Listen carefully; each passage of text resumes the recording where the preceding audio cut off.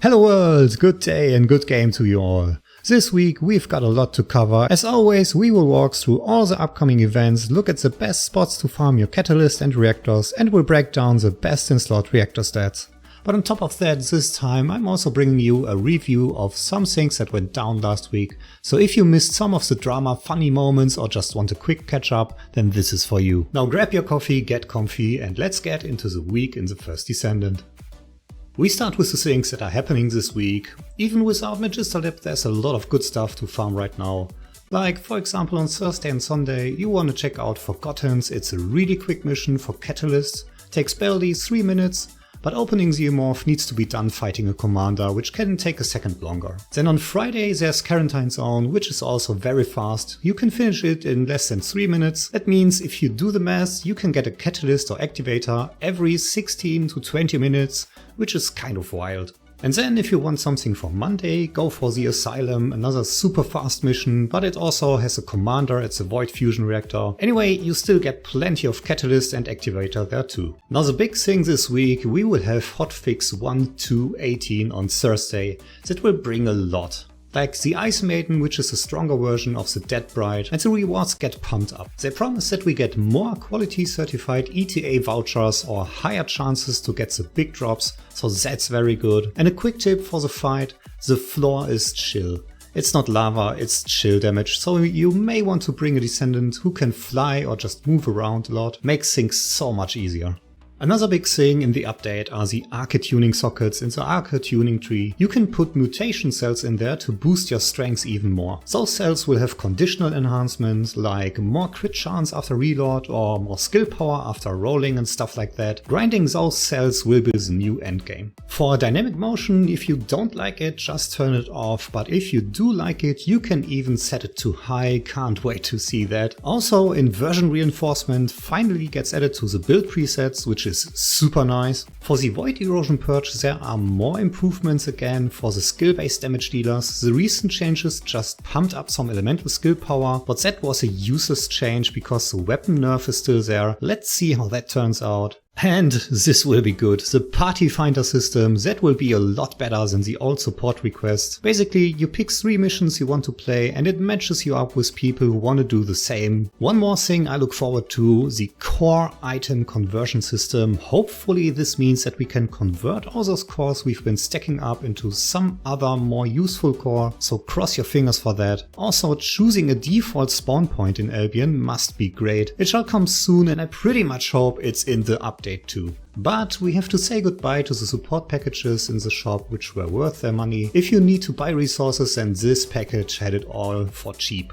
Also, don't forget about the skin contest. It started back on May the 12th and you can still send in your designs until Monday next week. That is on the starting screen every time, and when you win the first place, then $6,000 can be yours, or $3,000 when your fellow design wins. On Friday, ETA-0 comes back with 2 equipment slots, 1 catalyst blueprint, 1 storage slot, and of course some colors and those advanced shape stabilizers. Yeah, that is what the abbreviation AS means in the image. Don't get confused with that.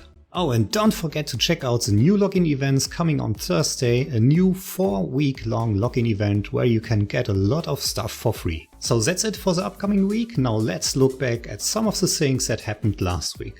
There was a lot going on. First, on May the 15th we got Hotfix 1.2.17, and the main thing here was about making Void Erosion Purge easier if your Descendant doesn't have an elemental advantage. Before this, if you didn't have Electric, Chill or Toxic, you just couldn't really enjoy the content, right? Now, they've kind of balanced the attribute weaknesses so that every element deals more damage, and that's very good. But enemies still have their resistances, so it's not perfect, and that weapon nerf didn't get removed, which is a bit sad. Honestly, I think the update could have done more, like lowering resistances or actually removing that really big weapon disadvantage. But hey, it's a step in the right direction. Still, it's worth jumping back in and trying it for yourself, because it definitely feels a little better. Then we had the Reddit feed moment, and yeah, this is as weird as it sounds. Last week, right after PAX East, Reddit was just completely flooded with memes and posts about feed. So there was this Q&A after the reveal of Season 3 at PAX, and someone actually asked when we'll be able to paint Luna's toenails in game. I mean, you only get one question and that's what you go with. Right? Anyway, so whole Reddit just exploded, all kinds of foot jokes and memes, it was everywhere. Even Facebook got full of these posts, and honestly, all the other good content kind of drowned in it. At least it was entertaining. Also, during the last week there were some community votes over on Discord. A couple of interesting topics came up. People were asked if they wanted more relationships between descendants, and most folks said more friendships would be nice instead. But we don't really need even more relationships, we got plenty of those already. And then, of course, the painting toenails came up again, and 2/3 of the people said nope, I don't want an emote or something for that. But it also had useful votes like if you want new farming locations for advanced materials like crystallization catalyst and stuff, which seems to be something that everyone would love to have. Last thing, someone asked if the game should focus on jiggle physics or just bring out more content, and no surprise, people want more content. Well, damn, I'm still not done with all the medals and people are already craving for more content. So much for the upcoming events and the crazy stuff of last week. Now let's go down the list of reactor locations. All you need is this list, the stars show you which location is good, just choose your descendant on the left side. Then look up which reactor you want to use with it. On the right side you see 2 good farming missions for that and also which material you can get there. The stars show you what is good and what's not. Only try to farm stuff with 2 or 3 stars. The rest is damn dry.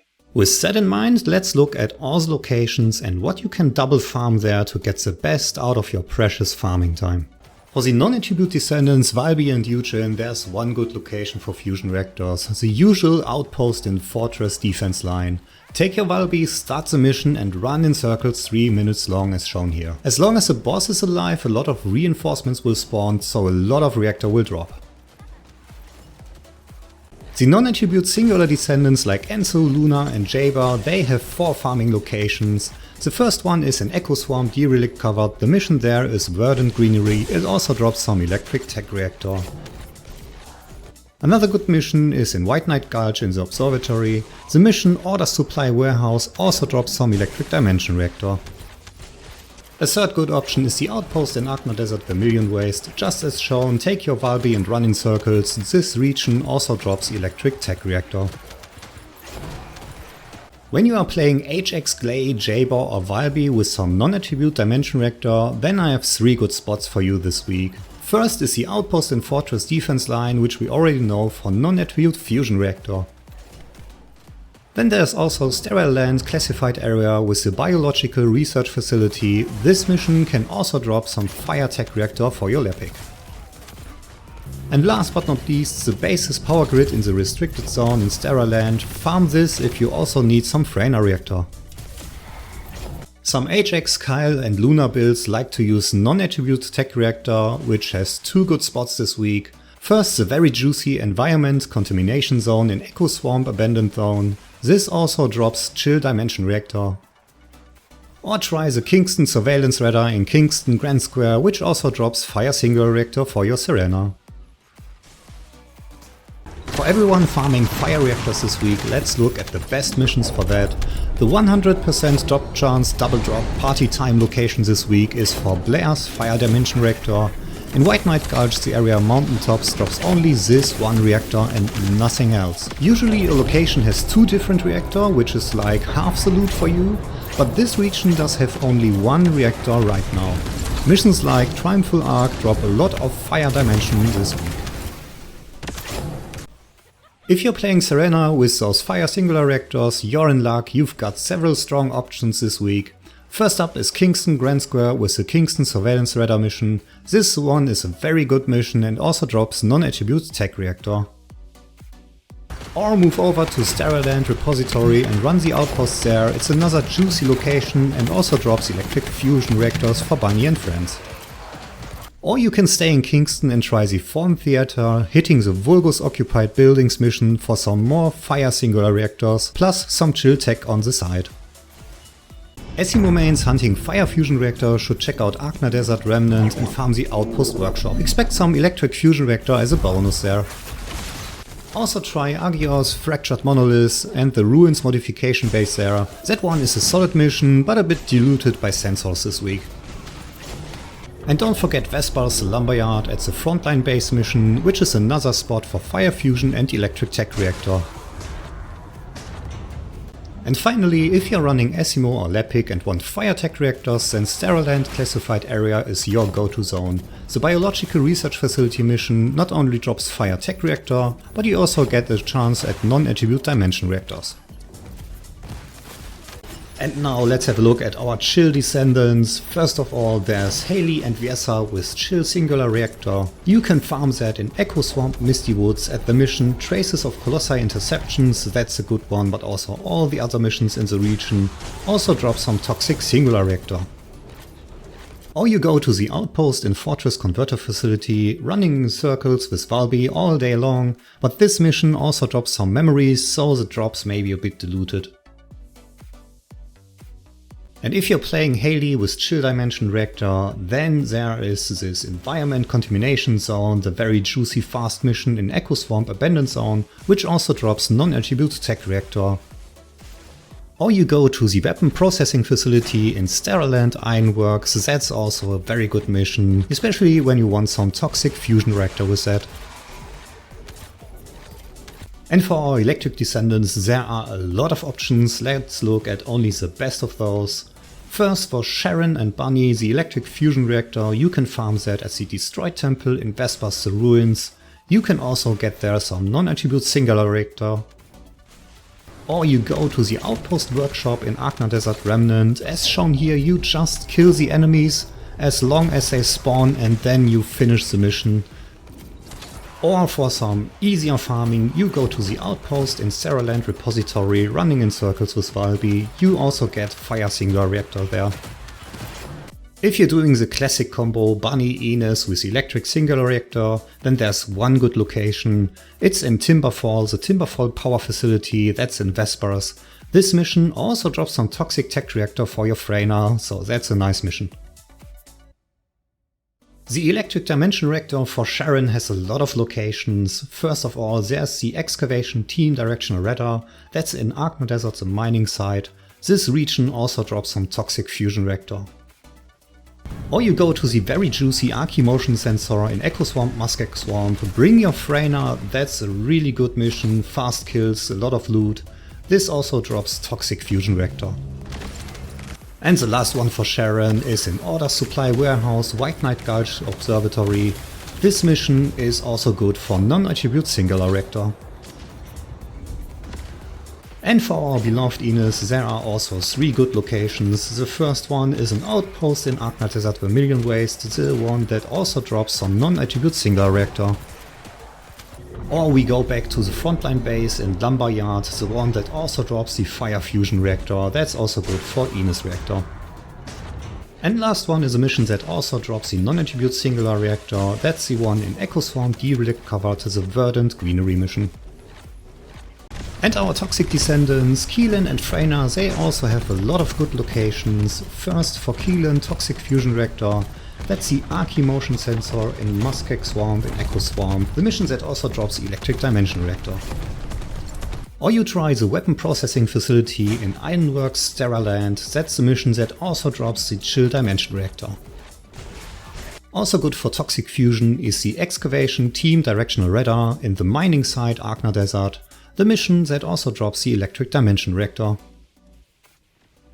But if you want to play Keelan with some Toxic Singular Reactor, then you could head to Kingston Communications Repeater in the Destruction, the mission that also drops the Chill Fusion Reactor. Or you try Traces of Colossi Interceptions in Echo Swamp Misty Woods, the mission also drops the Chill Singular Reactor, just kill the enemies there and nothing else. When no more enemies spawn, then you can finish the mission and start over again. Last option for Keelan would be the deployment area of Order's forces, the mission with the Chill Tech Reactor, which is in White Knight Gulch, Moongrave Basin. For Freyna Toxic Tech Reactor there are 3 locations, not that good but worth mentioning. First is the Basis Power Grid in Sterilland Restricted Zone, the mission that also drops the non-attribute Dimension Reactor. Or as always the Command Relay in Fortress Frozen Valley, the mission is always made for Freyna, this time it also drops some Toxic Fusion Reactor. But if you also need some Electric Singular Reactor, then you can go for Freyner and Electric Singular in Vesper's Timberfall to the Timberfall Power Facility. And if you don't know which stats you want on your reactors and have a look at this list, it was born in Reddit and some comments helped to improve this over the time. You can see which reactor options are good for each Descendant, but honestly try to put stats on your reactor that are made for you. It's more important to find the bottleneck in your build or playstyle, understand how the build works and get some stats for that. If you need help with that, then feel free to join my stream or ask in the comments right now. I can help you with your build so that you are ready for the Ice Maiden. Until then, have a great one, good game, goodbye.